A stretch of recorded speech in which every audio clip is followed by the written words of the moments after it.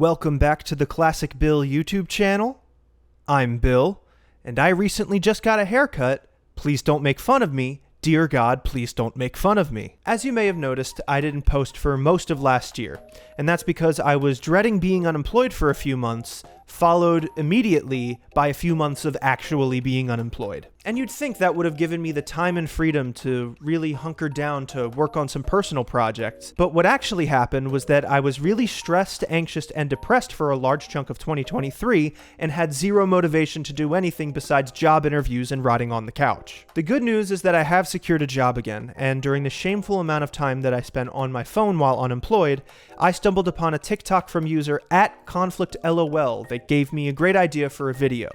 Pick a favorite game from every year since your birth. I love talking about games, and believe it or not, I was, in fact, born. So I thought this should be a cakewalk, a simple, short video to ease me back into the content creation workflow. Then I actually started reviewing lists of games released every year since my birth and realized how many fucking video games I've played in my life. So this very simple idea ballooned into a big undertaking and a very long video. So I hope you're okay with that. And if you're not, I already told you not to make fun of me. You've fallen directly into my trap. Okay, this intro's been long enough, so let's jump into the meat and potatoes and gravy and rye bread and celery and carrot. I was born in 1997, so let's start there. Oh, by the way, if there's an obviously significant game that's missing from my list and I haven't mentioned it, that's just because I haven't played it, so I intentionally left it out. I can't pick it as a favorite if I haven't played it, you know? Okay, cool. I just wanted to get that out of the way. All right, now let's get to...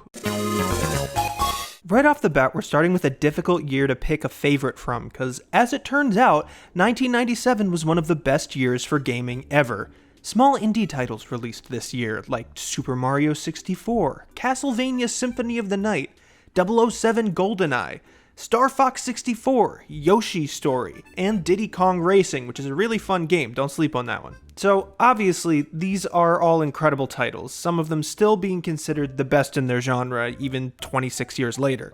I mean, Mario 64, that game speaks for itself. Mario 64 is the most overrated video game ever. However, all those games, with the exception of Symphony of the Night, were N64 games, and I didn't have one of those growing up.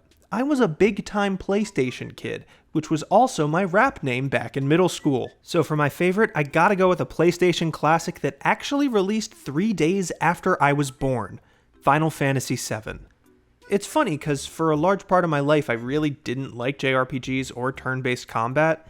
I was so certain that they were just something I didn't and wouldn't click with. But one day, I played Final Fantasy VII Remake, and I ended up really enjoying it. So then I felt obligated to play the original, and that's when everything clicked into place. What is he doing? They're beginning to believe. It's definitely dated, but the original magic that captured everyone back in 1997 is still very much there when you play it today. Maybe it's just that I have an affinity for PS1 era graphics, but those FMVs still wow me. And even the pre-rendered backgrounds, I think they're just gorgeous. Combined with some of Nobuo Uematsu's career-best work with the score, and the whole game just has this atmosphere and presentation that is just absolutely top-notch. I could go on longer, but this is still only the first year out of 27, so I'm gonna try and keep things briefish. Briefish. Briefish.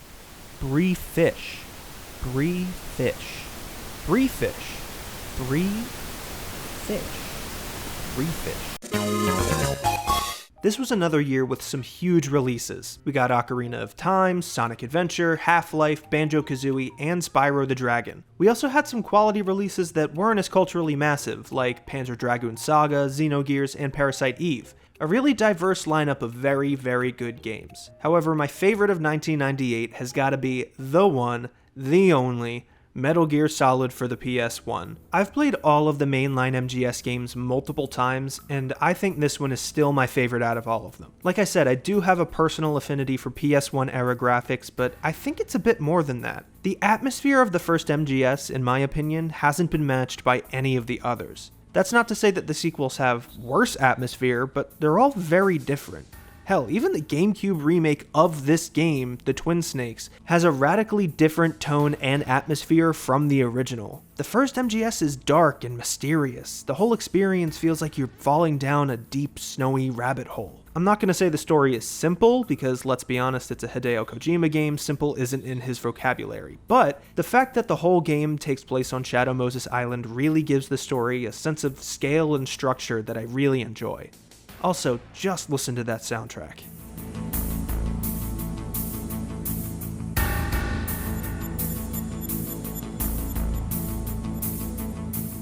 And yeah, I really like this game.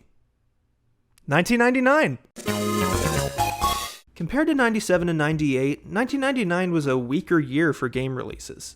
Ones that I've actually played anyways. We had some all-time heat with the original Silent Hill, and some pretty big sequels in Spyro 2, Ripto's Rage, and Final Fantasy VIII. Driver also came out this year, which I haven't played, but there's a small sect of people on the internet who will assassinate me if I don't mention it. But arguably the most significant release, and my favorite of this year, was the original Super Smash Bros. On the N64. I wasn't lying earlier when I said I didn't have an N64 growing up, but my next door neighbors did, and we played this game a ton. Smash Bros. Has changed radically since its humble beginnings on the N64, but even though this title may not be as mechanically advanced as its later installments, it's still Super Smash Bros. You still have the iconic characters, the memorable soundtrack, and the different adjective stages. I've heard some people rag on these stages, and honestly, I don't get it. It's probably my nostalgia talking, but I think these stages are plenty creative and fun, with tons of little details and interactable bits to keep players on their toes.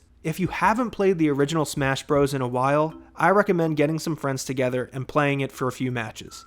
It's bound to be a smashing time.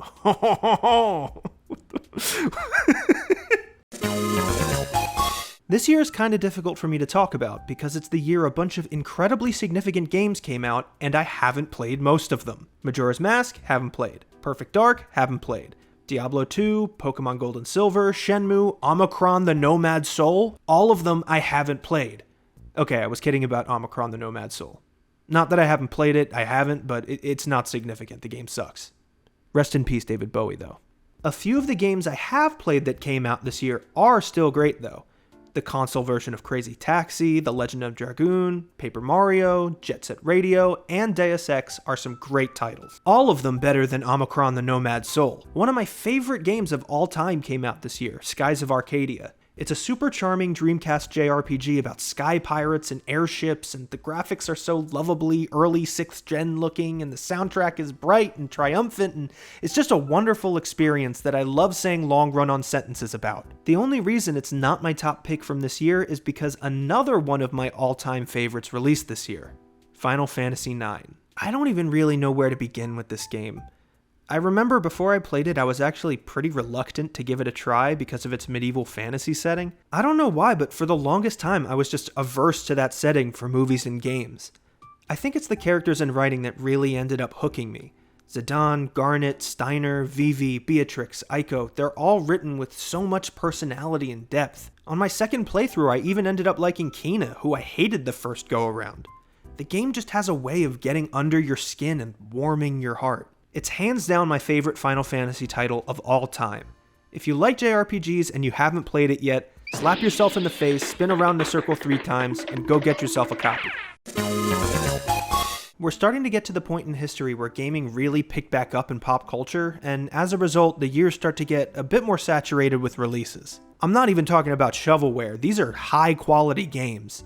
Just in the year 2001, we had Conker's Bad Fur Day, Sonic Adventure 2, Gran Turismo 3, Final Fantasy X, Silent Hill 2, Devil May Cry, Metal Gear Solid 2, Halo, Luigi's Mansion, RuneScape, Super Monkey Ball, Super Smash Bros. Melee, and Pikmin. In 1 year! Some of those considered to be the best in their genres. Picking any 3 of those and thinking about how they all came out in the same year is wild enough. Like, damn, Silent Hill 2, Halo, and Final Fantasy X all came out in the same year?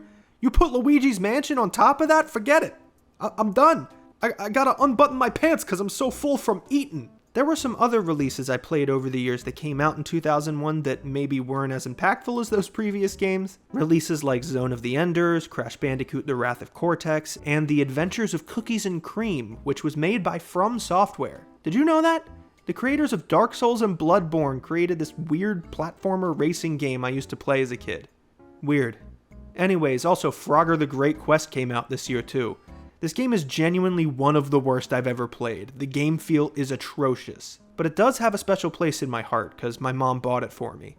She was a teen in the 80s, so she would play Frogger in the arcade a lot, and she saw this game at GameStop and thought we could bridge that generational gap and play it together. Little did we know it plays nothing like actual Frogger, and it's awful. But I still really appreciate the sentiment, all these years later. Thanks, Mom. Anyways, it was difficult picking a favorite out of all of those releases. I love Halo, but I'm also a big Metal Gear Solid fan, but also Luigi's Mansion is a favorite of mine. But despite all of that, my top pick for 2001 has gotta be Jak and Daxter: The Precursor Legacy. This was the first 3D platformer I ever played, and what a hell of a platformer to start with. The way this game structures its world is so ahead of its time. There are no loading screens or level select screens, instead, it's all one continuous world. There are central hubs that you return to once you're done with a particular area, but one hub seamlessly feeds into the next. And this is some legit platforming too. Even 23 years later, the final area still gives me some trouble. The character designs are distinct and expressively animated, the world is creatively realized, and it just all comes together with some of the best platforming in its class. I wasn't allowed to play Jak 2 when it came out because it was rated T, but honestly, I'm kinda glad I didn't now. The first game is just too special to me. This feels like the year I actually became a sentient human being, because I actually remember playing a lot of these games in the year 2002, which I couldn't necessarily say for most of the past years. I remember playing Pac-Man World 2, Monsters Inc. for the PS2, Spider-Man the movie The Game, Godzilla Destroy All Monsters Melee, Ratchet & Clank, Disney's Treasure Planet, 007 Nightfire, and, saving the best for last, Britney's Dance Beat. This is a rhythm game where you play as a person auditioning to be a backup dancer for Britney Spears. I haven't played it since I was a kid, so I can't really speak to the quality, but I remember that my sister and I liked it well enough. Because this was my sister's game. I want to make that clear. It wasn't my game. We only had it because my sister got it for Christmas. It was her game. It wasn't my game. I didn't get this game. I didn't ask for this game. I didn't buy this game. I only played it because my sister was there. All right? This is my sister's game. She would play it, and I would be in the basement. I would be sitting next to her while she was playing it. It wasn't my game. Other notable games I enjoy that came out in 2002 were the GameCube remake of Resident Evil, Super Mario Sunshine, the US GameCube release of Animal Crossing, Metroid Prime and Fusion. Nintendo was killing it this year. We also had Sly Cooper and the Thievius Raccoonus, and Grand Theft Auto Vice City. However, my top spot for 2002 has to go to my favorite game of all time, Kingdom Hearts. I honestly don't know what else I can say about Kingdom Hearts that I haven't already said on this channel. If you want to hear me drone on about Kingdom Hearts and why I love it so much, you can check out this video here. Anyways, Kingdom Hearts is amazing and you should play it. And if you don't, I'll kill you. Remember in the last section where I said I actually felt like I became a sentient human being around this time? That means I actually started playing games and consciously enjoying them, which means I remember a lot more about what I played and enjoyed. Which means the pacing of this video is about to slow way down. I'll start each section with the games that I actually remember playing in that particular year, and then I'll follow up by listing the ones that were released in that year, but I played them later in life. Does that sound good? Okay, good. Because if not, I'll kill you. Some of the 2003 games I remember playing as a kid were Kirby Air Ride, which, by the way, that's how you actually say it. Kirby Air Ride. For the longest time, I thought it was Kirby's Air Ride. You know, like Kirby is going on an air ride. But it's just Kirby Air Ride. Like Kirby is an adjective describing the air ride. Like, yeah, I want to go on an air ride, but only if it's a Kirby air ride. Other games I played were Tak and the Power of Juju, Spyro Attack of the Rhinox, which was a Game Boy Advance Spyro title I played years before I touched any of the mainline Spyro titles for some reason, SpongeBob SquarePants Battle for Bikini Bottom, Mario Party 5, Mario Kart Double Dash, Need for Speed Underground, Tony Hawk's Underground, everything was underground back then, Whiplash, Sonic Heroes, and iToy Play. Just a handful of games that scream 2003. Truly the epitome of Y2K. Other games I've played later in life that came out in 2003 are Devil May Cry 2, Xenosaga Episode 1, Der Wilsemacht, Pokemon Ruby and Sapphire, The Legend of Zelda The Wind Waker, Star Wars Knights of the Old Republic, F-Zero GX, Ratchet & Clank Going Commando, and Jak 2, which as I said earlier I wasn't allowed to play as a kid because it was rated T. Because there's guns and killing in it. I just listed a whole lot of games, some big heavy hitters, but if you ask me, my top pick for 2003 has gotta be Mario & Luigi Superstar Saga for the Game Boy Advance. I'd never played Super Mario RPG or Paper Mario growing up, so when I first played Superstar Saga, it was unlike anything I'd ever played before. It was Mario, but it wasn't a platformer. It was an RPG, but not like Kingdom Hearts. It was witty, it was colorful, it had a killer soundtrack. Fun fact, my whole life I loved the soundtrack for Kingdom Hearts, and separately, the soundtrack for Superstar Saga. And then one day I actually looked up who composed the score for Superstar Saga, and it's Yoko Shimomura, who also composed Kingdom Hearts. Imagine that! A video game composer who made more than one video game score. Imagine that! Imagine that! Imagine that! Anyways, every few years I'll pick back up Superstar Saga, and it's still just as fun and engrossing as it was to me in 2003. Seriously, if you like RPGs or Mario, or both, you owe it to yourself to play Superstar Saga. For some reason, I regard 2004 as a very good year in my childhood, though I literally cannot tell you why. I think it might have just been because Spider-Man 2 came out that year. And The Incredibles. I'm serious, I think that's the only reason. Games I played as a kid from 2004. We got Pokemon Fire Red and Leaf Green, which were actually my very first Pokemon games ever. We got Burnout 3 Takedown, Dance Dance Revolution Extreme. Do you remember that trend? It was right before the Guitar Hero trend, so it kind of gets eclipsed by that in my mind, but there was this trend in the mid-2000s of Konami selling these cheap nylon dance pads alongside DDR for home consoles, and every kid I knew back then had them, including myself. We should bring back home console versions of DDR. And not as VR games or anything like that. Bring back the shitty nylon pads too. I want to dance with Mario again. We also got Tony Hawk's Underground 2, Tak 2 The Staff of Dreams, the SpongeBob SquarePants movie The Game, The Incredibles The Game, Spider-Man 2 The Movie The Game. Man, I miss when movie tie-in games were sometimes fun. I also played Roller Coaster Tycoon 3, the first Star Wars Battlefront, Ratchet & Clank Up Your Arsenal, Halo 2. Just a little bit. I was a little kid, but some of the older kids in the neighborhood let me play a few rounds of split screen. Super Mario 64 DS, Mario Party 6, iToy Groove, which was just a shitty rhythm game version of iToy Play, Need for Speed Underground 2, and Kingdom Hearts Chain of Memories for the Game Boy Advance. And those are just the games that I played as a kid. See what I meant when I said the pacing of this video was about to tank? 2004 games that I played later in life include Metroid Zero Mission, fantastic game by the way, Metal Gear Solid The Twin Snakes, Driver 3, Jak 3, Pikmin 2, which is my least favorite in the series, come at me, Sly 2 Band of Thieves, Katamari Damacy, Grand Theft Auto San Andreas, Half-Life 2, World of Warcraft, and Garry's Mod. It feels like such a disservice to Half-Life 2 to just throw it in the middle of a list like that. Yeah, we got The Incredibles movie game, iToy Groove, Half-Life 2, fucking Tak 2 The Staff of Dreams. Oh, also, during this year, the DS came out. Good for him. No, actually, yeah, the DS was released worldwide and it was a huge fucking deal. Sold a bajillion copies. I'm trying to make this video partly a personal walk down memory lane, but also partly an informal exploration of gaming history, so I'll try to include little bits like that, like console releases. My number one spot, though? It ain't on the DS. It's gotta be Metal Gear Solid 3 Snake Eater for the PS2. Oh shit, wait, this game actually is on the DS. Snake Eater is so fucking good. I can't believe there used to be a period in my life where I didn't like this game. I know! I don't know what I didn't get about it. It just didn't click for me at first. The level design, the tone, the writing, the freedom of gameplay, it is exquisite. It is a fine meal. I want to put on my little bib and enjoy it with the finest cutlery. Also, just listen to that song.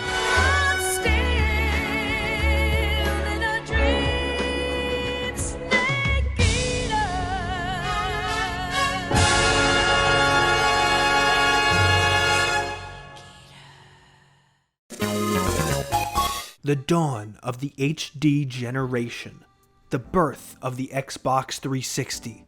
Except I didn't get an Xbox 360 until like 2009, so you're not going to see any HD games in this section.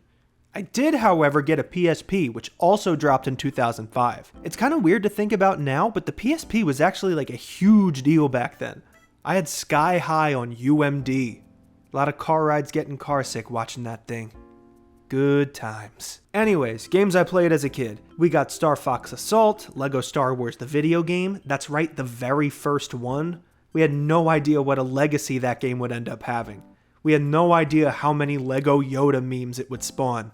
We had no idea. We also got Pokemon Emerald, Star Wars Episode 3 Revenge of the Sith, Destroy All Humans, Madden NFL 06. Yes, I used to play Madden, and I'm not happy about it either. Nintendogs, Burnout Revenge, Indigo Prophecy, or Fahrenheit if you swing that way, Tony Hawk's American Wasteland, Sly 3 Honor Among Thieves, Dance Dance Revolution Extreme 2, The Nightmare Before Christmas, Oogie's Revenge. Quick story, my dad actually drove me and a friend like 45 minutes away to the only GameStop in the area that had a copy of this, and then on the ride back home we stopped and got ice cream, but the place we were at had the option to buy a big bowl of 24 scoops of ice cream, and for some reason we were like, oh yeah, no, we could definitely do that.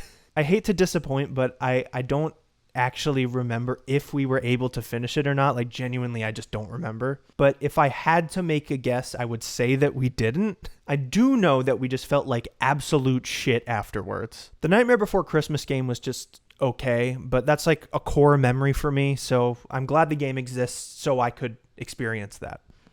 Anyways, I played Crash Tag Team Racing, SpongeBob SquarePants Lights Camera Pants, Ratchet Deadlocked, Nicktoons Unite, but only the GBA version. I didn't have any of the console versions of that game. Star Wars Battlefront 2, an all-timer.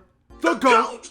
The GOAT! Mario Party 7, Mario Kart DS, Need for Speed Most Wanted, Animal Crossing Wild World, and Super Mario Strikers. Games I played later in life were Resident Evil 4, Star Wars Republic Commando, Devil May Cry 3, Dante's Awakening, God of War, Psychonauts, We Love Katamari, and Sonic Rush. There's a lot of great stuff here, and even some all-timers and stuff like Resident Evil 4 and God of War. But there was one all-timer released in 2005 that eclipses them all. Shadow of the Colossus. This game is all killer, no filler. Just banger fight after banger fight, and then they hit you with this ending that makes you go, wait, I was the demon baby the whole time? Damn. Seriously, this game just rules. If you can scale the torso of a giant creature while the background is blaring, and you don't get goosebumps, I mean, I don't know what else I can do for you. You're dead. And I don't even mean like dead inside. I just mean like you're literally dead. I'm gonna kill you. Both the PS3 and the Wii came out this year, but I didn't get either until later, so we're still looking at the PS2, DS, and PSP mostly. Side note, remember how much they were charging for the PS3 back then? $599 for the 60GB model, $499 for the 20GB one. Adjusted for inflation, you know how much that is today? $916 for the 60GB and $763 for the 20. That's insane. Like, I know the old meme was the PS3 has no games, but seriously, imagine paying $900 for this thing and then all you can play is Resistance, Ridge Racer, shittier versions of Xbox 360 games, and fucking Sonic 06, which is also shittier than the 360 version. No wonder I didn't get a PS3 till later. This launch sucked. Like, I love my PS3 now, but Jesus Christ, what were they thinking? What were they thinking? Anyways, games I played as a kid from 2006. We got SpongeBob SquarePants The Yellow Avenger for the PSP, off to a strong start, I know. New Super Mario Bros., Cars, Life is a Highway, Dead Rising, Star Fox Command, Lego Star Wars 2, the original trilogy, Pokemon Mystery Dungeon, Red and Blue Rescue Team, Justice League Heroes, The Grim Adventures of Billy and Mandy for the Wii, Tokobot. I have no idea when or how I got this game. This and another game called Frantics that actually came out in 2005, but I wanted to save it for this section so I could talk about it and Tokobot at the same time. They're both PSP games. Suddenly one day I just had both of these in my possession. I think my grandparents gave me Frantix as a birthday present one year, but that doesn't really clear up the mystery. That just sounds like the beginning of a creepypasta. I don't even really know anyone else who's played them, and I've never seen anyone online talk about them.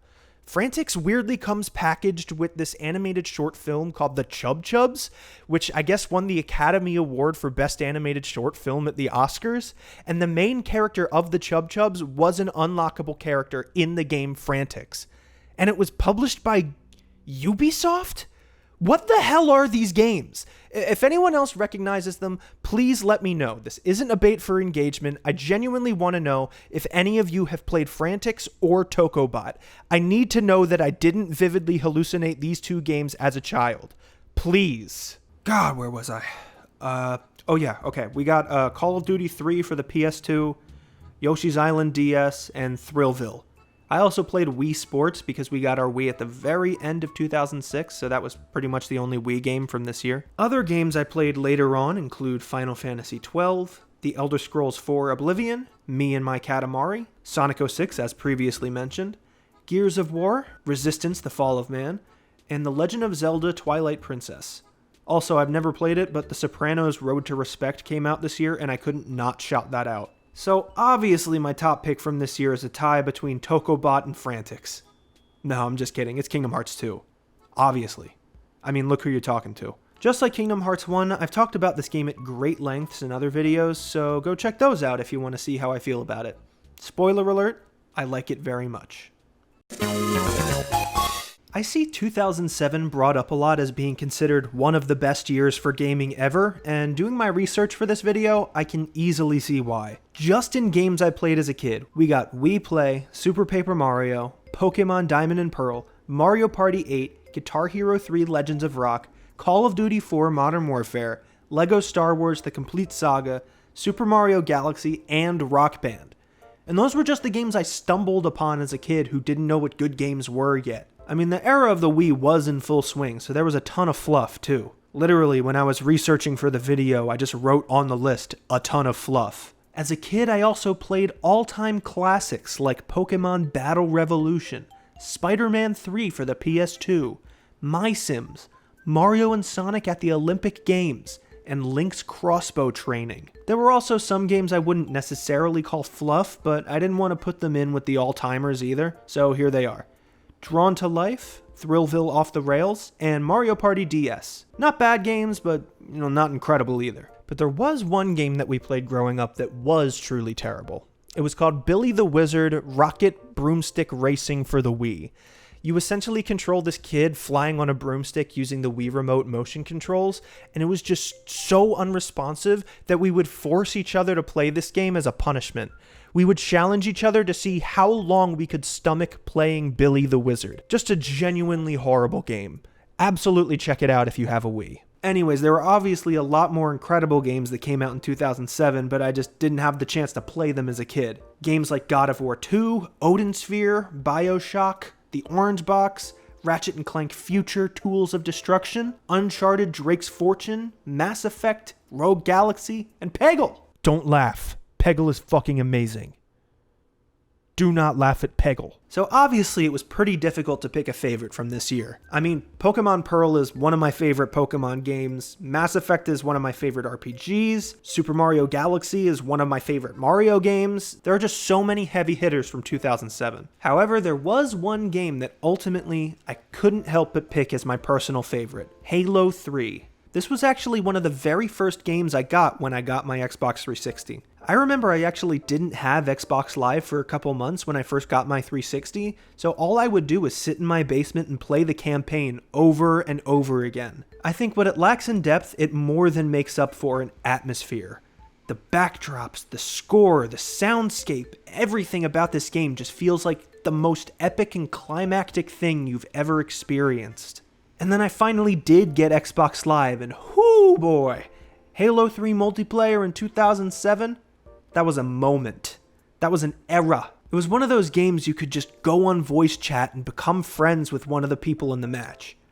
I mean, you could also get called a slur, but still, you could make friends. I really loved how every player started with the same loadout in Halo 3. It felt more like a genuine test of skill at the game and not just how many hours you've grinded to get an objectively better loadout. And the maps were always so interestingly designed, not just in layout, but also how they looked and felt. Custom games were always really fun to play with friends. Forge mode and Foundry was always a blast to mess around in. I can make the rest of this video entirely about Halo 3, but I know I gotta try and keep things moving. This game just has a very special place in my heart. This year has everything. It's got big boys. It's got indie darlings. It's got Too Human. Let's jump into it.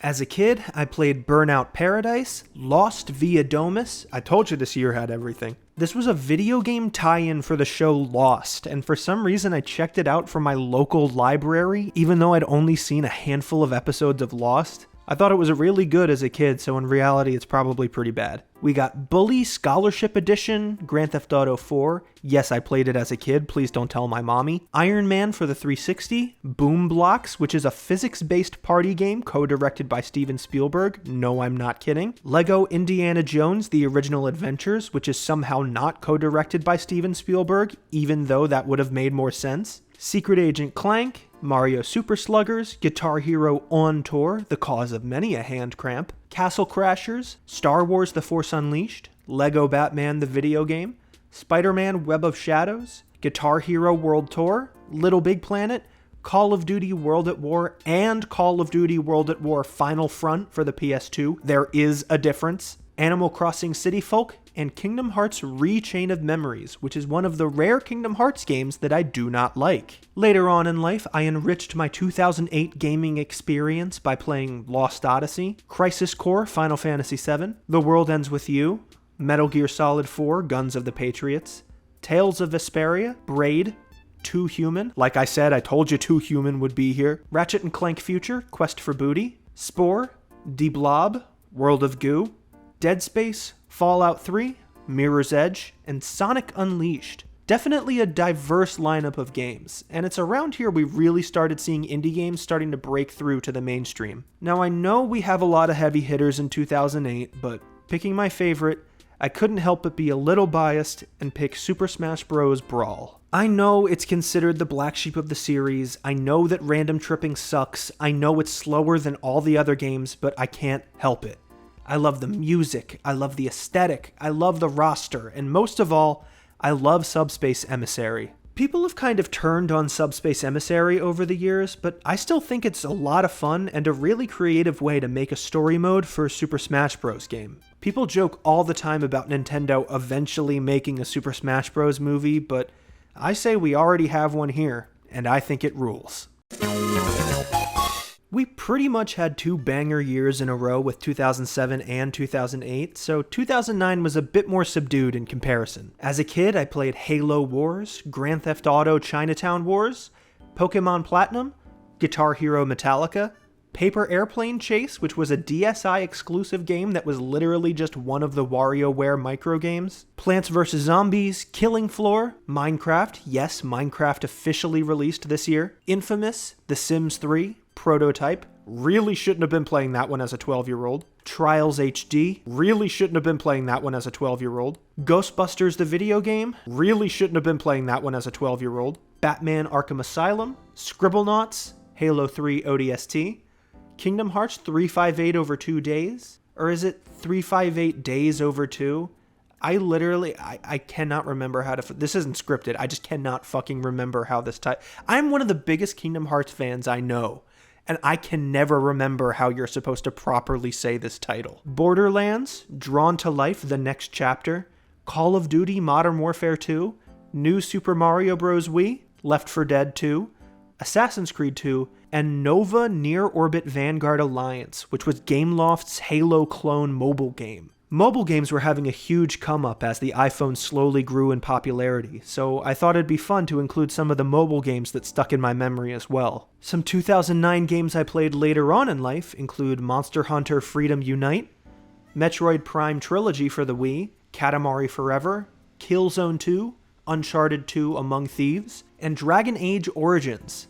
All in all, not a bad year for games at all, just not jam-packed with all-timers like 07 and 08. There is, however, one all-timer I think gets overlooked a lot from this year, and it's Ratchet and Clank Future: A Crack in Time. Insomniac actually planned for A Crack in Time to be the last Ratchet & Clank game in the series, and you can totally tell when you play it. Everything is cooked to perfection. The combat is refined from other future titles. The story is arguably the best in the series. The new elements they added are interesting and fun to explore. The time puzzles hurt my brain in the best way possible. Honestly, I love Rift Apart, but if the Ratchet & Clank series ended here, it would have been a hell of a way to go out. What really sucks is that this game and the whole Ratchet & Clank Future series in general are trapped on the PS3. So if you don't have a PS3 lying around like I do, you really can't play it nowadays. I mean, you can stream it on PlayStation Plus, but good luck with that. There's also PS3 emulators, but I ran into some issues with the Ratchet & Clank games on there as well. I really wish Sony would package these PS3 titles in a modern collection because they're genuinely great games. And more people especially need to give A Crack in Time a try. 2010, the year of motion controls. This was the year we got the Wii Remote Plus, the PlayStation Move, and the Kinect. Looking back, I kind of can't believe that all happened in the same year, and I also can't believe that out of all of them, I got the Kinect. Talk about betting on losing dogs. A lot of great stuff came out this year, a lot of games that would really define my taste in video games moving forward. And there were also a lot of mediocre games that I played way too much of. Let's just jump right in. As an angsty 13-year-old, I played Darksiders, SOCOM US Navy SEALs Fireteam Bravo 3. I don't know, you think they have enough subtitles? I think they could use one more. VVVVVV, or V6, or however you want to say it. MAG. Anyone remember that one?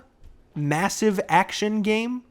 My friends and I tried to play it back in the day, and it was either too laggy to enjoy, or the players were so far spread out that nothing interesting would happen. Should have called it Mediocre Action Game. Kick-Ass the Game, 3D Dot Game Heroes, home of Scott the Woz, Skate 3, Red Dead Redemption, Heavy Rain. By God, did I play Heavy Rain. My friends and I were so convinced that this was the pinnacle of gaming. Every game ever made had been leading to this final crowning achievement. Fucking Heavy Rain. Toy Story 3, the video game. Archetype for iOS, which was a fun little free-to-play Halo clone. Limbo, Grease. Hold on, what? Grease? Like the movie? The musical Grease. What is this? Okay, filing that one away for a future video. Sorry. Sorry.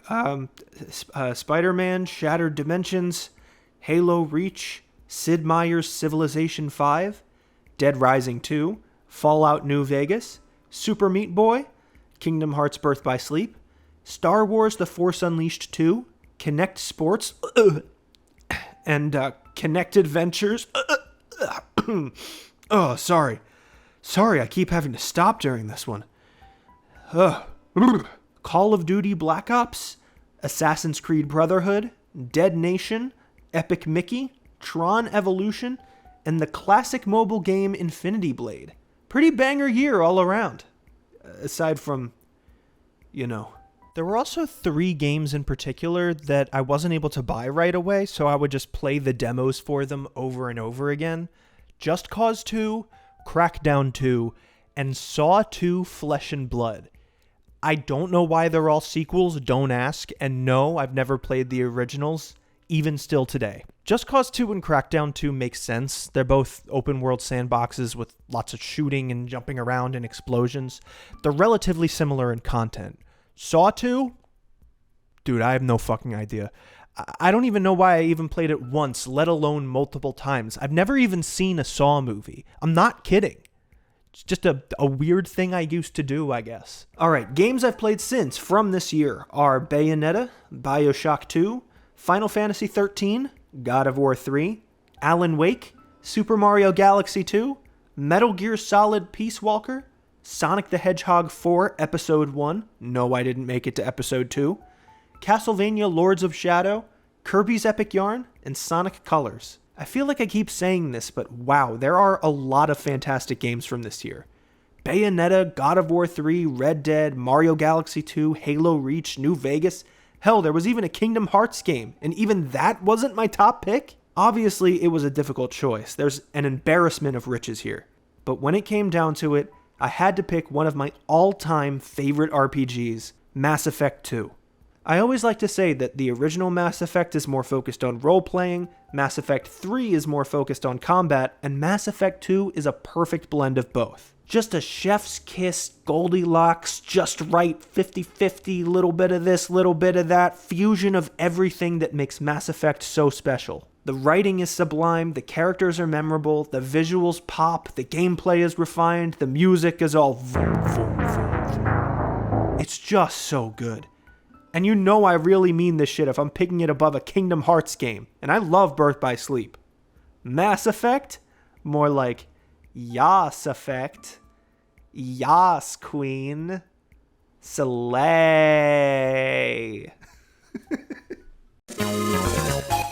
The big thing that happened this year was that the 3DS came out, and I actually got that pretty close to launch, so you'll be seeing a small smattering of 3DS games in here. Just a small smattering. As a kid, I played DC Universe Online, Little Big Planet 2. Kingdom Hearts Recoded came out, but I never played it because it's not good. Pokemon Black and White. Homefront, aka the greatest first-person shooter of all time. Don't worry, I'm joking. Crysis 2, no idea how my 2011 Dell laptop ran that game without exploding. Terraria, LA Noire. Infamous 2, hell yeah. The Legend of Zelda, Ocarina of Time 3D.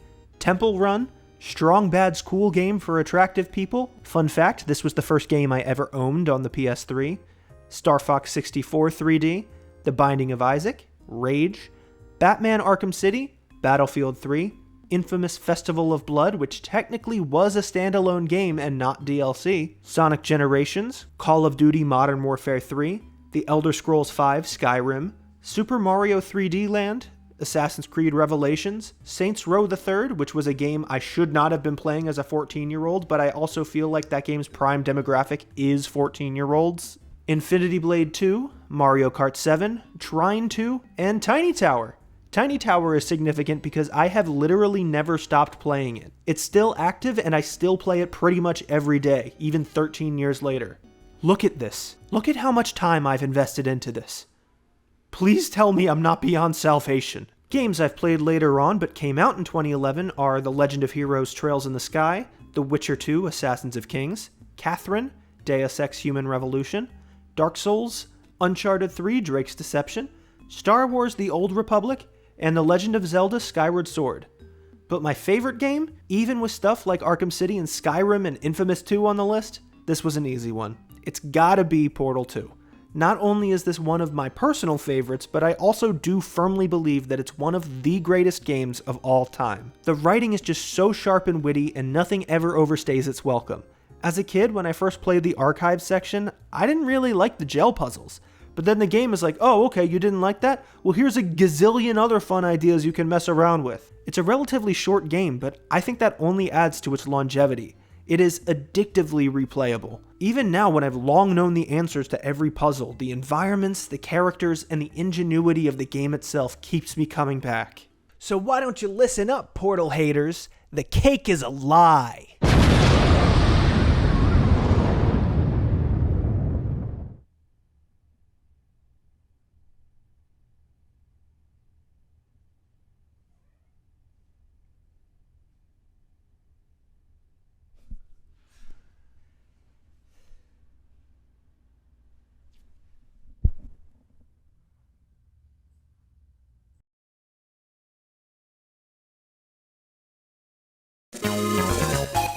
The year the world ended. Remember that? Everyone was all in a panic because the Mayan calendar predicted that Nintendo would release the Wii U in 2012? Fucked up part is that it actually happened. The only reason we're still here is because the PS Vita also released in 2012, and the two canceled each other out, preventing a worldwide apocalypse. Thank you, the PS Vita. God bless you. Games I played as a sprightly 15-year-old were I Am Alive, Unit 13, Journey, Kid Icarus Uprising, SCP Containment Breach, Prototype 2, Telltale's The Walking Dead, Diablo 3, Plague Inc., The Amazing Spider-Man featuring the amazing PS3 load times, Spelunky, Kingdom Hearts 3D Dream Drop Distance. I was thinking about this the other day. They really did just reverse engineer the entire game from the term 3D. Because they started with the concept Kingdom Hearts on the 3DS, so obviously we call it Kingdom Hearts 3D. And then they were like, 3D.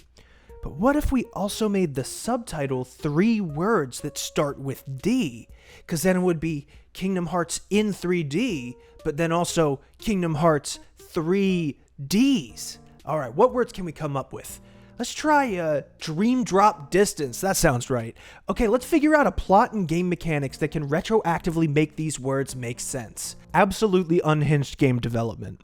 Put Tetsuya Nomura in a prison. Anyways, I also played Counter-Strike Global Offensive, Mutant Mudds, Black Mesa, FTL Faster Than Light, Dishonored, Guns of Icarus Online, Guild Wars 2, Borderlands 2, Torchlight 2, Call of Duty Black Ops 2, PlanetSide 2, Assassin's Creed 3, Far Cry 3, Halo 4, lot of sequels this year. Nintendo Land, Sonic and All-Stars Racing Transformed, which is one of the best arcade racers of all time, don't at me. Adventure Time, Hey Ice King, Why'd You Steal Our Garbage?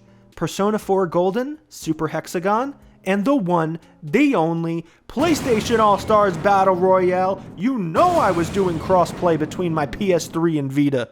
2012 games I've played since then include Kingdoms of Amalur Reckoning, Alan Wake's American Nightmare, Touch My Katamari, Mass Effect 3, Darksiders 2, Sleeping Dogs, and Game Dev Tycoon, which is, I kid you not, one of the most addicting games I have ever played in my entire life. There's a mobile port of this game, and I can't play it on my days off because I will sit there on my couch for hours on end playing an entire career of this game. I'll say, oh, I'll only play for a little, and then suddenly I'm getting the low battery warning on my phone and 6 hours have passed.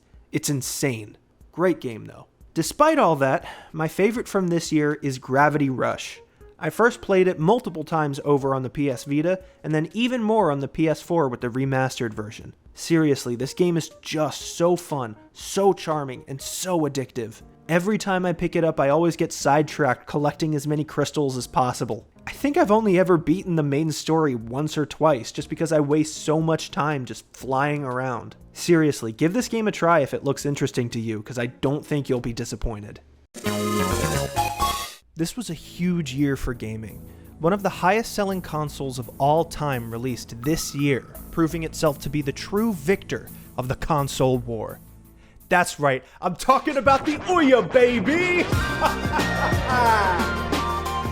Oh yeah, and also like the PS4 and the Xbox One came out this year too. Games I played back in 2013 include DMC Devil May Cry, which I think gets way too much hate, Temple Run 2, Tomb Raider, Sonic Dash, Monster Hunter 3 Ultimate, Luigi's Mansion Dark Moon, a 3DS game that was released, once again, in 2013, and I will not be paying $60 to play in 2024, BioShock Infinite, Slender the Arrival, Guacamelee, Injustice Gods Among Us, Don't Starve, Fez, Flappy Bird, Animal Crossing New Leaf, Deadpool, Muramasa Rebirth, Rogue Legacy, Dota 2, yes I was once a Dota player, yes I am ashamed, Dragon's Crown, Payday 2, Saints Row 4, which is an insanely fun game, don't sleep on that one, Castle of Illusion starring Mickey Mouse HD Remake. Dude, I don't even fucking know. This just showed up on my PS3 one day.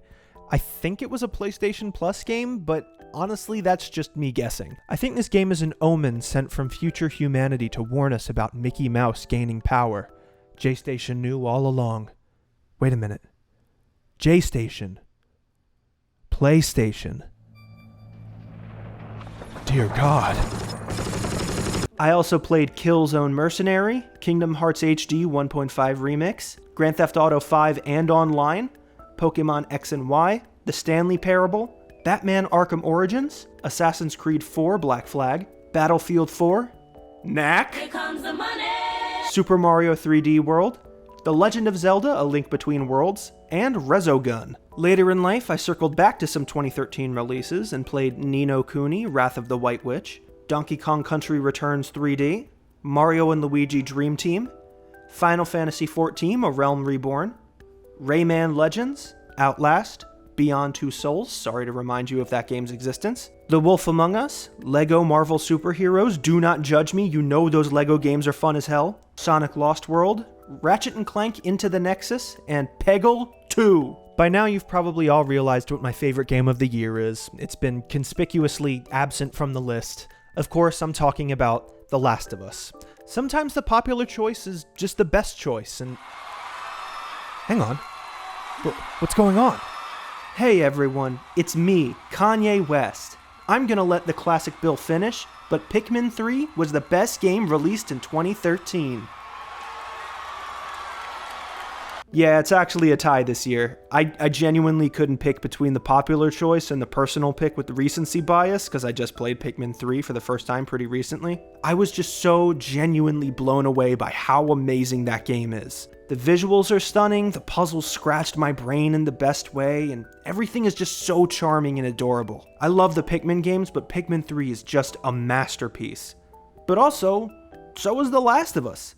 I know people online like to pretend that universally acclaimed things are secretly bad, but I'm gonna be honest, I still think The Last of Us is really good. So it's a tie! Yay! This was a cool year for me because I finally got a PS4 relatively close to launch, and I finally felt like I'd caught up with gaming consoles, since I was late to the party on both the Xbox 360 and the PS3. But now I could play all the killer apps the PS4 had to offer at launch, like Infamous Second Son, Luftrausers, which was also on the PS Vita, Velocity 2X, which was also on the PS Vita, Xeodrifter, which was also on the PS Vita, Entwined, which was also on the PS Vita, and Towerfall Ascension, which was also on the... Ouya? What the fuck is this list? Yeah, in case you didn't quite remember, the PS4 launch was rough. There were some third-party titles and then some indie games, which are good, especially Towerfall Ascension, but let's face it, these aren't system sellers. The only games I'd say were system sellers are Infamous and maybe The Last of Us Remastered, neither of which were actually available at launch, and the latter of which was already available on the PS3. Needless to say, this wasn't exactly a year full of heavy hitters and all-timers. Other games I played in 2014 include Monument Valley, The Elder Scrolls Online, Watch Dogs, The Room, The Swapper, Destiny, Middle-earth: Shadow of Mordor, Super Smash Bros. For Wii U and Nintendo 3DS, candidate for all-time worst titles right there, Alien Isolation, Little Big Planet 3, Pokemon Omega Ruby and Alpha Sapphire, Kingdom Hearts HD 2.5 Remix, Elite Dangerous, and Hearthstone: Heroes of Warcraft. Some decent titles in there, but again, not exactly Hall of Fame material. Games from this year that I played later in life include Danganronpa Trigger Happy Havoc and Danganronpa 2 Goodbye Despair.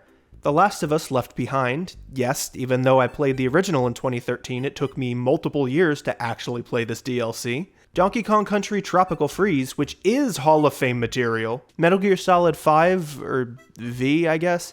Ground Zeroes. Kirby Triple Deluxe. Transistor. Shovel Knight. Five Nights at Freddy's. The Sims 4. Theater Rhythm Final Fantasy Curtain Call, The Evil Within, Bayonetta 2, also Hall of Fame material, Sunset Overdrive, Assassin's Creed Unity, Far Cry 4, Captain Toad Treasure Tracker, The Talos Principle, and Wolfenstein: The New Order. Also, I haven't played this game, but apparently Lords of the Fallen came out this year. I saw that and I thought, wait, isn't that like a newer game? Like, didn't that come out in 2023? And the answer is yes, it did, but the same publisher also released Lords of the Fallen in 2014. Apparently the newer one was going to be a sequel, but at some point they just decided, nah, fuck that. Here's Lords of the Fallen, but again. I guess you could just say it's like a reboot and it's not that weird, but usually you reboot like classic games with a lot of prestige and fans, right? Not like some small budget Souls-like from 9 years ago. It kind of feels like the first one didn't land the way they wanted it to, so they were just like, shit, take two. I don't know, am I the only one who finds this weird? This franchise has 2 games in it and they're both called Lords of the Fallen. That's a little weird, right? Anyways, sorry for the tangent about 2 games I've never played, I just needed to get that off my chest. My favorite game from 2014 is PT. Even if 2014 weren't the weak year for game releases that it is, PT would still probably top the list. This is just one of the most inventive, creative, and horrifying games ever released. The way that this game had the internet on fire, scrambling to uncover its secrets, that was just such an iconic moment in time. Even now, 10 years later, people are still discovering new secrets in the game. I mean, it's not even a game, it's a game teaser. Imagine releasing something this cool for free and it's only a taste of what you had in store. I'm genuinely never going to forgive Konami for canceling Silent Hills and scrubbing PT from existence. This is one of the greatest horror games of all time and Konami owes me $1 million in emotional damages. This is the year that I went to college, and even though that's typically the time in everyone's life where they play the most video games, it was actually probably the time that I played the least. Mind you, I still played a decent amount, but compared to the other eras of my life, this is probably where I played the least amount of video games. I was too busy doing movie homework and being insufferable. This is also the year that the new Nintendo 3DS dropped, so it had a tiny bit more processing power and it had the little C-stick nub. Not a full circle pad, just a little nub. The games I played during 2015 were Grow Home, a great short title, absolutely check this one out. Bloodborne, Xenoblade Chronicles 3D for the aforementioned new Nintendo 3DS. Fallout Shelter, remember that? Remember that little Fallout mobile game? That was weird. Batman Arkham Knight, Rocket League, Star Wars Battlefront, and Just Cause 3. I told you, I didn't play that much this year. I went back later in life and played a decent amount of the heavy hitters from that year. Games like Life is Strange, Ori and the Blind Forest, Mad Max, which is a super underrated game. If you like Fury Road, you should check that out. The Witcher 3, Wild Hunt, Until Dawn, Metal Gear Solid V5? Dude, I don't fucking know.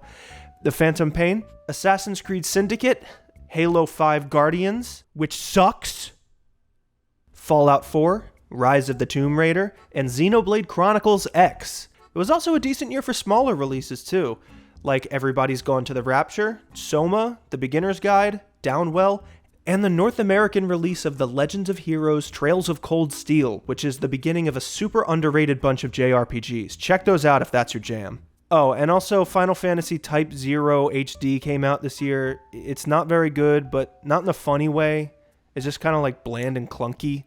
Like, I'm a big Final Fantasy fan, and I thought it was bad. Don't bother. As for my favorite from this year, I'm a little embarrassed to say, to be honest. This is a game that I truly believe to be one of the best released in the last decade, but it also has a reputation for having a toxic fan base that typically ruins the experience for everyone interested in playing it. But despite all that, upon finishing this game, it quickly became one of my all-time favorites, and its soundtrack has made my Spotify Wrapped lists multiple years in a row. I'm of course talking about Undertale. There have been literal books written about Undertale as well as millions of video essays, so I feel like there's not too much I can uniquely add to the conversation at this point. The game reels you in with its charm, humor, and fun characters, and then it slowly peels away its facade as you keep playing. Before you know it, you're crying and thinking about how we should cherish the connections we make in our lives. If I had a nickel for every time one of my favorite games was about the power of friendship, I'd have 2 nickels, which isn't a lot, but it's weird that it's happened twice. What really falls through the cracks, though, is how funny Undertale is. I genuinely think this is up there with Portal 2 as being one of the funniest games I've ever played.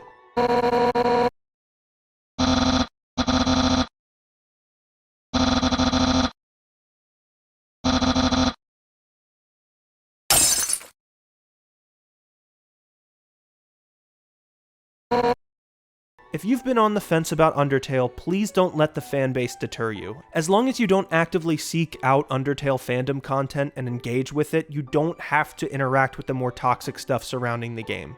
I highly suggest you put those preconceptions aside and you give this game a try, because I truly believe it's something special. 2016. This year sucked, remember that? David Bowie died, Gene Wilder died, America's Dignity died. Like, I know 2020 tops it as being the single worst year of this millennium so far, but 2016 was a decent runner-up for a while. Not a ton of big releases either. We were only 2 years into the console generation of the PS4 and Xbox One, and it still felt like we didn't have those big essential titles yet. Games I played in 2016 include Overwatch, No Man's Sky, but before it was good. This was launch No Man's Sky. There was seriously nothing to do in this thing. It sucked. I played Titanfall 2, Watch Dogs 2, super underrated by the way, Pokemon Sun and Moon, Final Fantasy 15, and Super Mario Run, a mediocre mobile title released by Nintendo when they were still trying to make mobile games. Speaking of Nintendo mobile games, I think the most significant release from this year, hands down, has to be Pokemon Go. If you were there for the summer of Pokemon Go, you know exactly what I mean. I don't mean to be gatekeepy and exclusive, but there really was something in the atmosphere in the summer of 2016 when Pokemon Go dropped. I think it was because the vibes of the year were so terrible so far that everyone was looking for something positive to latch onto. And what's more universal than Pokemon, one of the most profitable and recognizable franchises ever? I was hanging out with people I never normally hung out with, driving around our town, parking in random lots just to hit a Pokestop. We'd walk around town at night, and sure enough, there were 10 other groups of people our age also playing Pokemon Go. And they were always down to just talk and hang out while we put down a lure. The last time it was that easy for me to talk to strangers, I was a toddler. Again, I promise I'm not trying to be annoying because I also hate it when people are like, "Oh, you missed it! You had to be there!" But genuinely, the summer of Pokemon Go was just lightning in a bottle. 2016 games I played later in life were Pony Island, a super unique horror game everyone should check out, Oxenfree, Firewatch, super hot, Stardew Valley, Quantum Break, Dark Souls 3, the Ratchet & Clank remake/movie tie-in, Doom, Kirby Planet Robobot, Fury, Grow Up, The Legend of Heroes Trails of Cold Steel 2, and Batman the Telltale series. As much as I gassed up Pokemon Go, I have to admit that it's not my favorite game from this year. It's a good mobile game, but it was actually more about the people I played it with than the actual game itself. My favorite game from 2016 is actually Uncharted 4: A Thief's End. I know this is kind of the obvious pick, but come on, it's the obvious pick for a reason. I have this thing I like to say. Sometimes things are universally renowned for a reason. Like, yeah, it might be cliche to say that I really love The Dark Knight, but like, fuck you, it's The Dark Knight, that movie rules. It's only considered cliche to say that you like it because it's an incredibly likable movie. It's okay to like things that the majority of people like sometimes, I promise. And Uncharted 4 is such a great game. It's one of those rare titles where the story is just as good as the gameplay. The writing, the acting, the combat, the exploration, the set pieces. In my opinion, it's a refinement of everything that makes the Uncharted series great, and it's a perfect conclusion to Nathan Drake's story. Now, 2017, we got some bangers this year. Some absolute bangers. Not only was this the year the Nintendo Switch dropped, but we also got some fantastic multi-plat titles as well. Some games I played that year were Kingdom Hearts HD 2.8 Final Chapter Prologue, and before you ask, yes, that is the actual title, and yes, it does include Kingdom Hearts 0.2 Birth by Sleep: A Fragmentary Passage. Yes, that is also the actual title. Alright, now listen to this list of bangers. The Legend of Zelda: Breath of the Wild, Horizon Zero Dawn, Mario Kart 8 Deluxe, Sonic Mania, Super Mario Odyssey, and those are just the big boys that I actually played in the year 2017. There are other big boys that came out in 2017 that I played later in life, and I'll get to those in a minute, but look out, we also got Injustice 2, Doki Doki Literature Club, Destiny 2, Animal Crossing Pocket Camp. Not as immediately exciting as those other titles, I'll be honest, but they're still alright games, especially Doki Doki Literature Club. I really liked that one. That game scared the shit out of me. 2017 was definitely a year I had to catch up with after the fact, because there were just so many quality titles that came out. Games like Resident Evil 7 Biohazard, Mario plus Rabbids Kingdom Battle, Yakuza 0, Persona 5, Hollow Knight, Nier Automata, What Remains of Edith Finch, Danganronpa V3 Killing Harmony. Yes, I like Danganronpa, please stop bullying me. Crash Bandicoot N. Sane Trilogy, Splatoon 2, Uncharted The Lost Legacy, Ys 8 Lacrimosa of Dana, weird-ass title, fantastic game, Xenoblade Chronicles 2, and Life is Strange Before the Storm. We also got some pretty great 3DS titles in 2017, funny enough. I played Metroid Samus Returns, Mario and Luigi Superstar Saga plus Bowser's Minions, and Monster Hunter Stories, all after 2017. I have no idea why I waited to play some 3DS games, but... And just when you thought I'd exhausted my list of titles, think again, because I haven't even gotten to the mediocre games yet. We got Berserk in the Band of the Hawk, The Surge, Sonic Forces, Star Wars Battlefront 2, which they eventually made better, but I'm not letting them off the hook for that one. And we have the mother of all mediocre games from 2017, Mass Effect Andromeda. I'm one of this game's biggest defenders, and even I can't recommend it to people without a bunch of caveats. The menus are clunky, the facial animations are barely there, the writing is worse than the original trilogy, and you can just tell from playing it that this game just barely got across the finish line when they released it. I still think the combat is decent fun and that there are some fun character interactions to be had, but really, I can't recommend this game to anyone besides Mass Effect fans who want more of the series and aren't in the mood to replay the original trilogy for the umpteenth time. Listen to me going on and on about a game that isn't even my favorite of the year.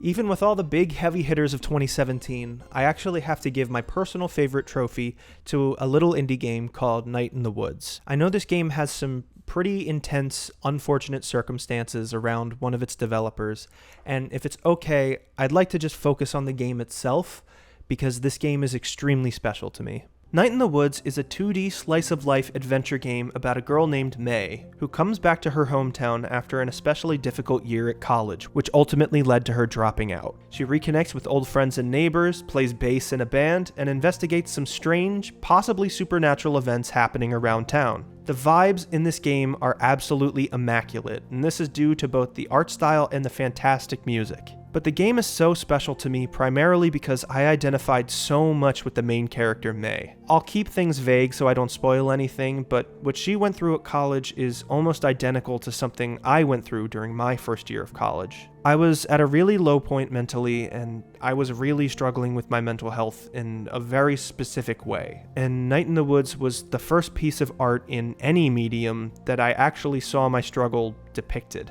And I remember just sitting in front of my computer crying because I just felt so seen. For the longest time, I didn't have the vocabulary to describe what I went through. And then here's this game that just appeared to me one day that just said, no, you're not alone. Even if I hadn't had that incredibly personal experience with Night in the Woods, I'd still be here recommending it to people because it's genuinely such a wonderful game.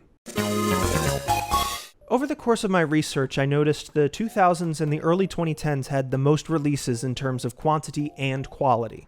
Games were starting to become mainstream, so there was more money and time being poured into each one, but not to the degree that they are today, where one AAA game takes a minimum of 4 years to release. They were pumping out masterpieces at a neck-breaking pace back then, and right around here, in 2018, is where I'm really seeing that pace come to an end. The money kept getting poured in, the time for development kept ballooning, so now we're getting these years with decent quality, but not a ton of quantity, at least in terms of the big name releases. What I'm saying is I want shorter games with worse graphics made by people who are paid more to work less, and I'm not kidding. Anyways, games I played in 2018 are Monster Hunter World, the Shadow of the Colossus remake, Kirby Star Allies, Far Cry 5, Detroit Become Human, That's a quote from Martin Luther King. Super Mario Party, Red Dead Redemption 2, Pokemon Let's Go Pikachu and Let's Go Eevee, Just Cause 4, and Super Smash Bros. Ultimate. So not a gigantic decline in quantity, but you can kinda see it trending downwards. Games from 2018 that I played later in life are Celeste, Trans Rights Are Human Rights, Sea of Thieves, Octopath Traveler, Dead Cells, Deltarune Chapter 1, Donut County, Shadow of the Tomb Raider, Assassin's Creed Odyssey, Tetris Effect, and Spyro Reignited Trilogy. And I'm sorry to say, my favorite from this year is another boring answer. It's God of War 2018. I just love the story in this game too much for it to not be my favorite. Every time I get to the ending, it makes me cry, even 6 years and multiple replays later. These characters are just so fully realized and masterfully performed by the cast. I love playing as them and watching their arcs unfold. And yeah, I know you could say all of this about Red Dead 2 as well, but I don't know. There's a simplicity to God of War's plot that I find really endearing. A man and his son have to climb a mountain. Go. Top it all off with weighty, satisfying combat, and you got a classic Bill certified classic. As mentioned in the previous year, the amount of heavy hitters continues to shrink. This is actually a year I've covered pretty in depth in essentially the first 2 actual videos I've ever made for this channel, one dedicated to games that actually released in 2019, the other dedicated to random games that I just so happened to play that year. So since this is ground that I've already covered, I'm going to move through this one kind of quickly. If you want my in-depth analyses, you can watch those 2 videos. The games from 2019 I played that year are New Super Mario Bros. U Deluxe, Observation, Sekiro Shadows Die Twice, Team Sonic Racing, The Legend of Zelda Link's Awakening, Super Mario Maker 2, Death Stranding, Pokemon Shield, Concrete Genie, Control, Star Wars Jedi Fallen Order, Slay the Spire, Katana Zero, Outer Wilds, Call of Duty Modern Warfare 2019, The Outer Worlds, and Luigi's Mansion 3.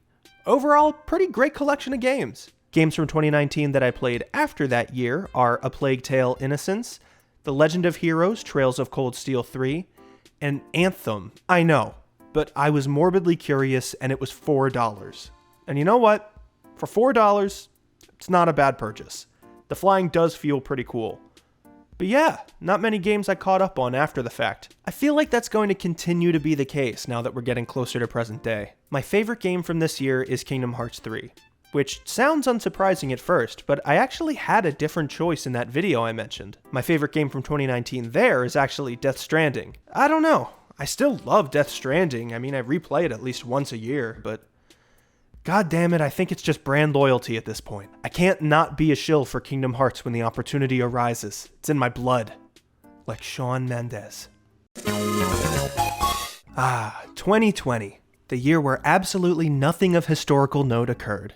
I'm joking, of course. Obviously, something of great historical note did occur this year. Bugsnax! We got Bunger. We got body horror. We got a kickin' theme song made by fucking Caro Bonito. You don't get any more historically impactful than this, my friends. Oh yeah, and also the pandemic and quarantine happened, which I have to ruin my Bugsnax joke and mention because it had a direct impact on my gaming habits. Since we were all locked inside, I really had all the time in the world to just sit and play games. And as I mentioned in the 2018 section, larger releases had kind of been slowing down in recent years, especially now that there was a global lockdown. So to offset that, this is the year I got myself an Xbox Series S and a subscription to Game Pass. Oh yeah, the PS5 and Xbox Series consoles released this year, not that anyone could get their hands on a PS5 or Series X until like 2022. I actually grabbed a Series S because it was in such low demand compared to those other two, and I figured it would tide me over until demand lowered for a PS5, which is what I really wanted. It's such an embarrassingly first world problem to have, but look, I had way too much time on my hands and a stimulus check. I had to spend it on something. Anyways, like I said, this was the year I got a Series S with Game Pass. So as a result, I ended up playing a lot of smaller games I'd never heard of, and games I probably wouldn't have tried if I had to pay full price for them. So even though game releases were few and far between back then, I was still playing a ton of games. Games I played during the dark and dreary year of 2020 were Final Fantasy VII Remake,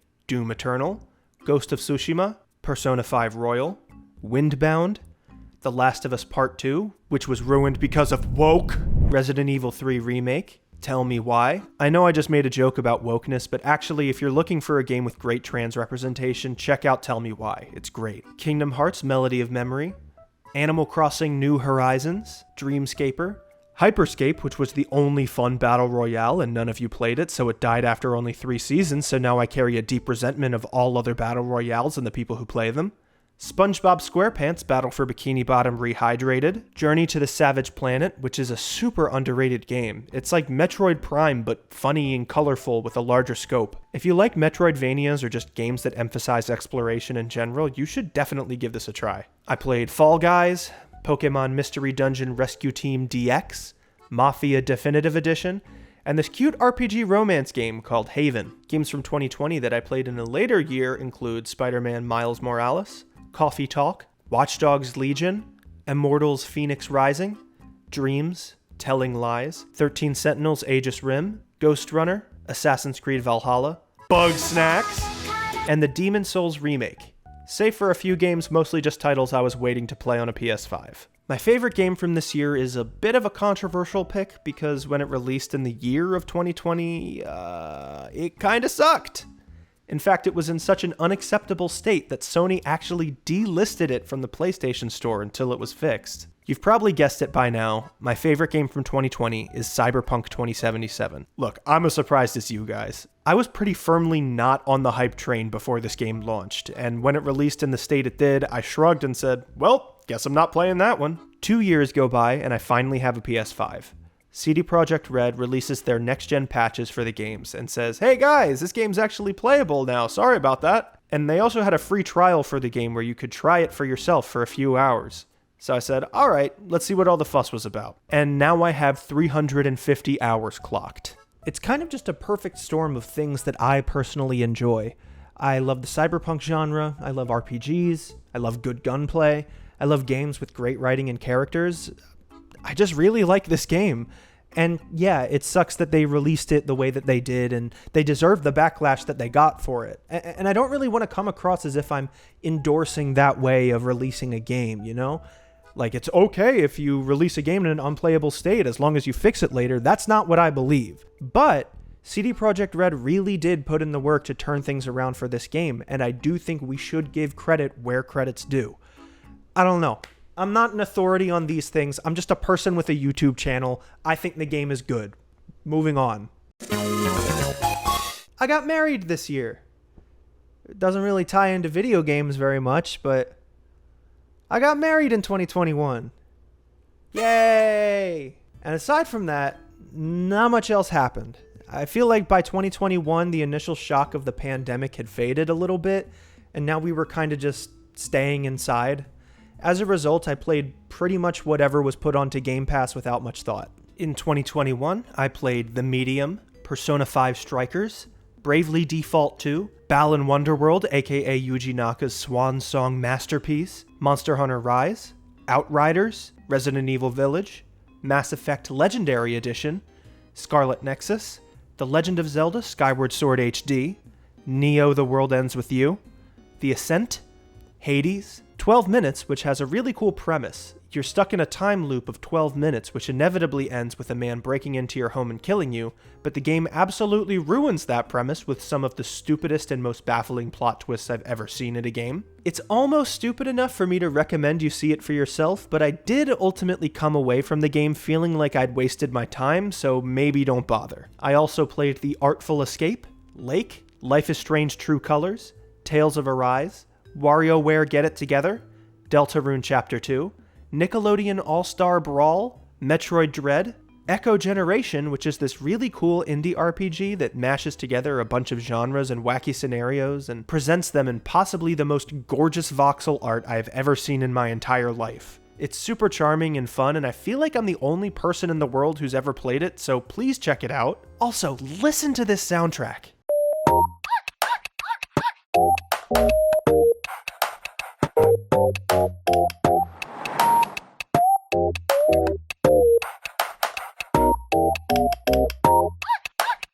I played Marvel's Guardians of the Galaxy, Pokemon Brilliant Diamond and Shining Pearl, Chorus, Halo Infinite, and this really neat indie adventure game called The Gunk. 2021 games that I played in the following years were Returnal, Far Cry 6, World's End Club, Nier Replicant, which, oh my god, what an incredible game, Final Fantasy VII Remake Intermission, Forza Horizon 5, Five Nights at Freddy's Security Breach, Deathloop, Kena Bridge of Spirits, Solar Ash, and Ratchet & Clank Rift Apart. More like ripped a fart.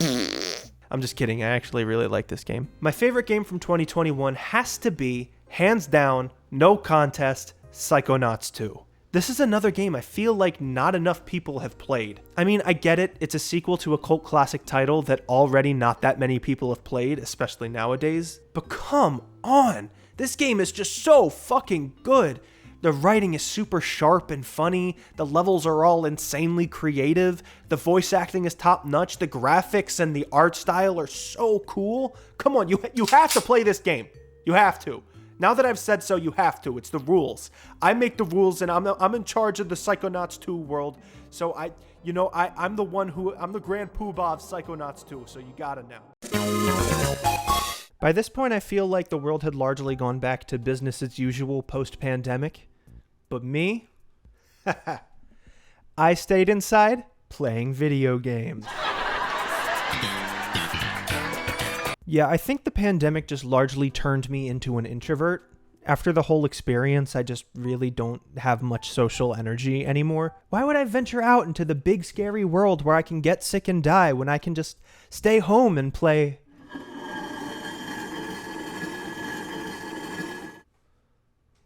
I need some friends. Yes, this year I played Pokemon Scarlet and Violet, the much better Pokemon Legends Arceus, Horizon Forbidden West, LEGO Star Wars The Skywalker Saga, Final Fantasy VI Pixel Remaster, Elden Ring, Iron Lung, looking forward to that movie, Paradise Killer, Tunic, Unpacking, Stray, this cute mobile game called Automatoys, which was recommended to me by my friend Ruth, shout out to Ruth, Immortality, Lunistis, Temtem, Tinykin, which, let me talk to you about Tinykin. I swear to God they put crack in this game. It's like Pikmin meets Chibi Robo meets Tony Hawk's Pro Skater. You're this little explorer guy who's the size of a bug, who wanders around a house collecting groups of Tinykin, and like Pikmin, the different color Tinykin have different special abilities. Like the orange ones are bombs that you can use to clear obstacles, and the green ones you can stack to make a ladder to reach higher places. And the game is just about exploring and collecting. There's no extra bullshit. Nothing is padded out or tedious. It's just unfiltered, raw game. And you can cruise around on a bar of soap and grind on rails and float around using a soap bubble, and it's just so cute and addicting. Every time I start a playthrough, I end up 100%ing it again. I cannot sing this game's praises enough, and similar to Echo Generation and Psychonauts 2, I just never hear anyone talk about it. If you're into 3D platformers at all, you gotta give this game a chance. Whew. Okay. Got that off my chest. I've been really wanting to talk about Tinykin in a video for a while.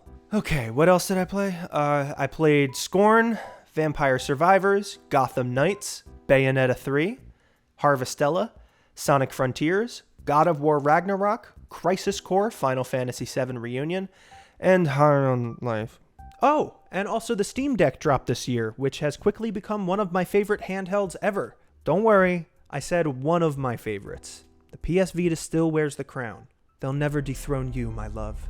Games I played in the 2 years since 2022 are Ollie Ollie World, Aperture Desk Job, Ghostwire Tokyo, Rogue Legacy 2, The Quarry, Proteus, Neon White, and A Plague Tale Requiem.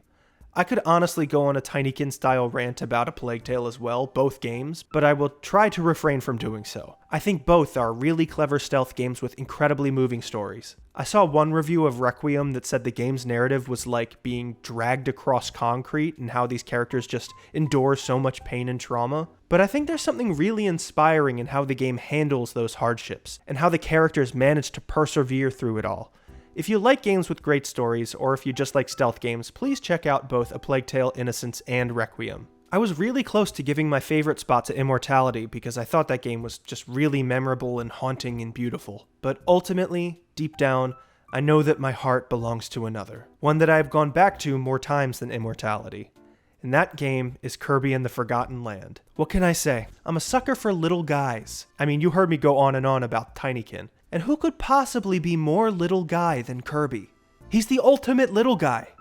Look at him! Also, I do genuinely adore Kirby and the Forgotten Land beyond the main character. The way HAL Laboratory translated the core gameplay tenets of the classic Kirby games into 3D is novel. It's reminiscent of Mario 3D World, but it doesn't feel derivative. It's still unmistakably a Kirby game. The mouthful modes are a great addition too. It's a fun way to shake up the standard game mechanics and also have players interact with the environment. Just like Tinykin, every time I pick up this game, I find myself wanting to get every single collectible and secret. The bosses are fun, the environments are gorgeous, Kirby is adorable, I just can't get enough of this game. This Kirby adventure isn't one I'll be forgetting anytime soon.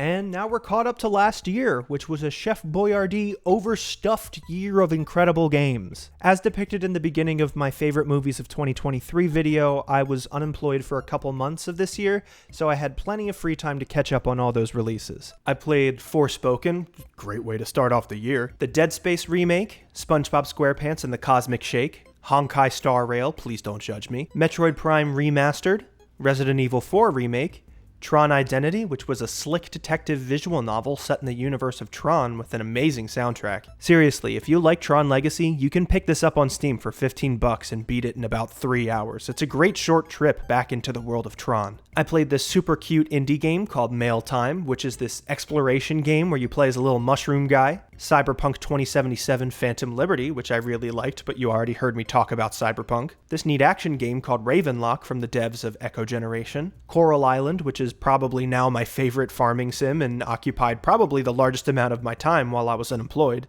I'm sorry, I know I'm essentially going off on a tangent for every game I'm listing, but this really was one of the best years for game releases in recent memory. I also played The Legend of Zelda, Tears of the Kingdom, Baldur's Gate 3, Pikmin 4. Like, how am I not supposed to go on tangents? How am I supposed to just list those 3 games normally as if they're not some of the greatest games made in the last decade? And yes, I'm including Pikmin 4 in that conversation, no joke. If you're not Pikmin pilled yet, go educate yourself after this video and play those games, because they're top shelf Nintendo. And you could argue that Pikmin 4 is the best one yet. I personally still prefer Pikmin 3, but 4 is really that good. Okay, alright, let's calm down from some of those legendary releases then. I played Starfield.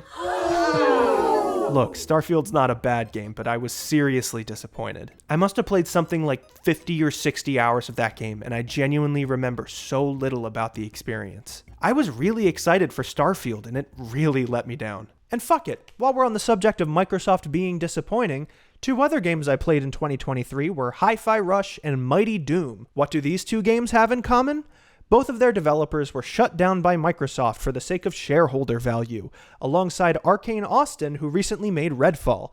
Hi-Fi Rush was one of the biggest breakout hits of 2023, and Mighty Doom was a mobile game that I was hooked on literally until this news broke. And sure, Redfall was a flop, but that betrays a larger issue in the games industry where you can't have a flop anymore. You make one misstep, and it doesn't matter if you made Prey or Dishonored, you're on the chopping block. I'm not going to go on too long about this topic. Again, I'm not a news channel or someone who knows very much about the inner workings of the industry. I just think it fucking sucks that talented people have to lose their jobs so C-suite assholes who don't know what they're doing can keep their multi-million-dollar salaries. So fuck Microsoft and fuck Xbox. Sorry, let's try and get back on track here. Let's inch away from the anti-capitalist propaganda I'm very close to spewing. What else did I play? Star Wars Jedi Survivor, Master Detective Archives Raincode, Eternites, Goodbye Volcano High, which is a super touching visual novel about the end of the world, the Super Mario RPG remake, Marvel's Spider-Man 2, which is a good game. I don't know what happened on the internet that made people start suddenly turning on this game en masse, but it's a good game. Yes, including the story. I played this indie game called Thirsty Suitors, and finally, God of War Ragnarok Valhalla. Yeah, remember when Santa Monica Studios was like, hey, by the way, here's a free expansion to God of War Ragnarok that's a full roguelike with new story content? That was awesome. For my favorites of this year, I actually had to pull a 2013 and call it a tie. I didn't want to do another tie, but I was so torn on which game to pick as my favorite that I actually had to stop writing this video for a day to try and decide. And I still couldn't. So my 2 favorite games of 2023 are Alan Wake 2 and Final Fantasy 16. There's not a ton I feel I have to add to the conversation around Alan Wake 2. It's a masterpiece of both survival horror and just interactive narrative storytelling in general. The art direction in this game is unbelievable. Every area is just dripping with atmosphere and personality, littered with little details to discover. And while the ending isn't totally my favorite, I feel that the writing in the rest of the game is so strong that it eclipses any gripes I had otherwise. Final Fantasy XVI, on the other hand, is a game that I feel did not get enough attention. This game's story is, in my opinion, one of, if not the strongest in the Final Fantasy franchise. Nothing feels rushed and nothing feels out of place. Even when the game inevitably makes you kill God, which Final Fantasy games often do, it's not a sudden left turn in the game's third act. It's built up to the entire story, and it ties into the overarching themes organically. Everything in this game is about fighting for control of your life, whether it's liberating slaves, getting revenge, or something as simple as forgiving yourself. I won't spoil anything, but there's a reason this screenshot is enough to give some people goosebumps. Also, holy fucking shit, the graphics! This game is running in real time on a PS5. How the fuck did Square do that? Honestly, genuinely might be the best looking game out right now. There were some sequences where I thought, oh, that's gotta be pre-rendered. Nope. The combat is super fun and customizable, the characters are memorable, the boss battles are insane, the music slaps, and Sid is hot. What more could you want from a game? We're finally caught up to 2024. I'm not going to include games from this year yet, because the last time I checked, this year is still happening. I do assemble a list of every game that I play every year, so maybe I'll do a favorite games of 2024 video early next year. But as for this video, we are officially done. This was honestly a much bigger undertaking than I ever thought it was going to be. It's funny to think now because look at the runtime, but I actually chose this video because I thought it was going to be a quick and easy video to follow up my favorite movies of 2023 video with. And then I started writing the script and suddenly multiple months had passed, so whoops. I'm gonna try, emphasis on try, to keep my next video relatively simple so that there's not another multi-month gap between my scripted stuff. I'm also gonna try and come up with some more unscripted videos for the in-between because those are a lot easier to film and edit. That way there won't be a huge desert of content while I'm writing and shooting other stuff. But also, I've said all of this before, and I have ADHD, so I can't promise that I won't get supremely distracted by an idea and fall down a rabbit hole that leaves my channel dormant for a few months, so we'll see what happens. As always, thank you so much for watching my stuff. I do these things for fun in my free time, and it genuinely means so much to me that there are people out there who actually likes watching them. Seriously, thank you. Anyways, I think that's enough talking for now. I'm going to go outside because I've been working on this video since last year. This has been the Classic Bill YouTube channel. I'm Bill. Have a good one.